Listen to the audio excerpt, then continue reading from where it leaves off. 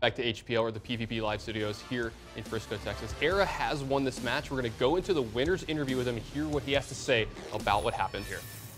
Yeah, we'll get that interview as soon as we can. As soon as we have him available online, we're going to get some insight into his strategy, exactly how he chose to tackle this match. Once again, though, love the fact that he's choosing to play the way that he played these strategies. That rogue deck, a little bit against, not quite my taste. I think you pretty much nailed it. You said he's been kind of forcing his opponents to go to fatigue in some of his other matches, and I love that he was playing that Molten Giant deck with the Echo Medivh in it to get that job done. Yeah, I would have much rather seen that deck if he wanted to do something super long like that. I mean, that deck's a little more too dependent on just getting something like Cold Light Oracle, and you saw that in the game. When you didn't get a Cold Light Oracle, his deck didn't look very good, actually. That nothing really came together. That's the glue that holds the whole ship together, and it never really worked out for him. Yeah, so the fact that he played that, again, I can't fault him for trying different stuff. I mean, this is ErA in the nutshell. He's going to play these wild strategies that are highly unpredictable and try to catch you off guard with them. It worked in the Raging Worgen versions. Unstable Portals worked out beautifully in this game. The Leroy Jenkins. The Leroy Jenkins. Even the Summoning Portal. I mean, the Summoning Portal was a big threat to Superjj and forced him to make some uncomfortable tempo plays, I think, in spots where he normally would have been utilizing his mana in different ways. It's always been such a big talking point, but it sounds like we have ErA available for us right now. ErA, can you hear us? Yes, I can. Congratulations on your win here tonight in HPL. First question I'm actually going to ask you here. The week off that you had, you were very busy in your the early opening weeks here in HPL. How do you feel the week off affected you moving forward?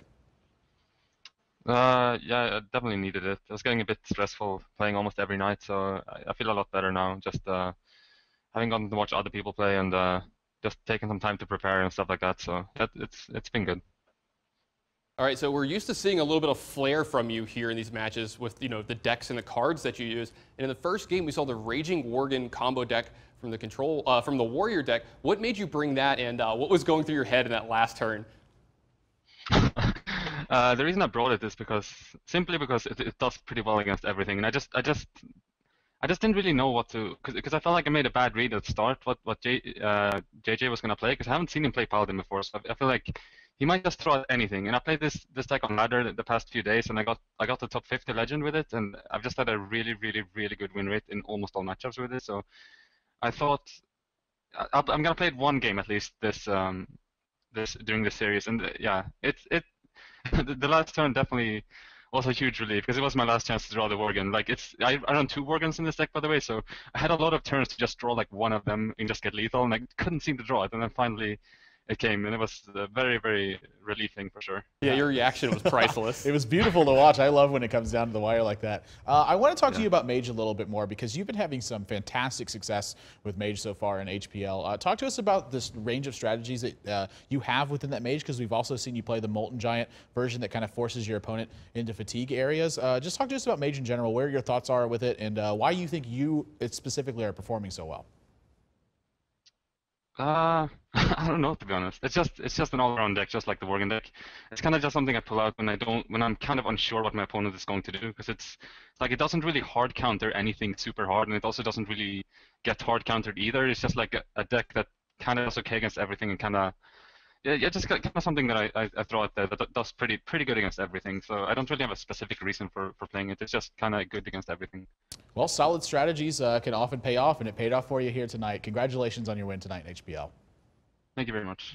Week off did him well, it looks like. Yeah, I think so as well. The fact that you mentioned he was getting a little bit stressed out. When you have to play this many matches and you have that little bit of time to prepare, I can understand exactly why that would be stressful to a player. I mean, anyone in a position where they're having to consistently perform night after night in those kinds of situations, especially given the fact that he didn't have the liberty of seeing what everyone else was going to do in HPL in those early matches. He was kind of the one setting a little bit of a pace here. And, he plays a little bit more against the grain. Again, we keep talking about this, but he plays unconventional decks in almost every single match we've seen so far.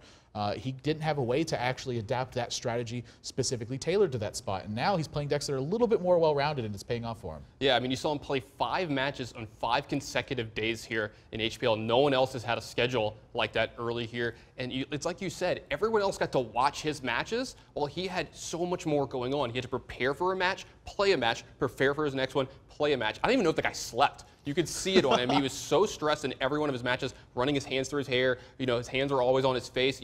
he's always been an emotional guy in the game. He wears his heart on his sleeve. It's why I'm such a big fan of his when he plays. And I love seeing him get this week off and then come back and get in the winner's circle. Good for him. Good for ErA. Yeah, it's tough not to be a fan of a guy who's willing to play some of the more wild strategies and yeah. literally bring some entertainment to the broadcast. Yeah. Love what's going on there. We want to know your thoughts on him, though. You can use that hashtag HPL out on Twitter. Let us know exactly what you think of the way that ErA plays. Does he play a little bit like you? Maybe he does, maybe he doesn't. Maybe you can learn something from him. And then you can also head over to pvplive.net and check out the full recap and breakdowns for yourself. Everything that's available that ErA's played so far, all of his games, all of his breakdowns, it's all there, and you can check it out for yourself. So our first match of the night is in the books. ErA picks up his third win here in HPL. Almost back to an even record for him, too. So still That's big for him. Yeah, some more matches to go. He's going to have to put together a big win streak if he wants to get to that top 8 spot. And when we come back, we're going to be setting up and getting into our second match of the night, Ostkaka versus Kranich. Don't go anywhere, guys. You're watching Hearthstone on PvP Live.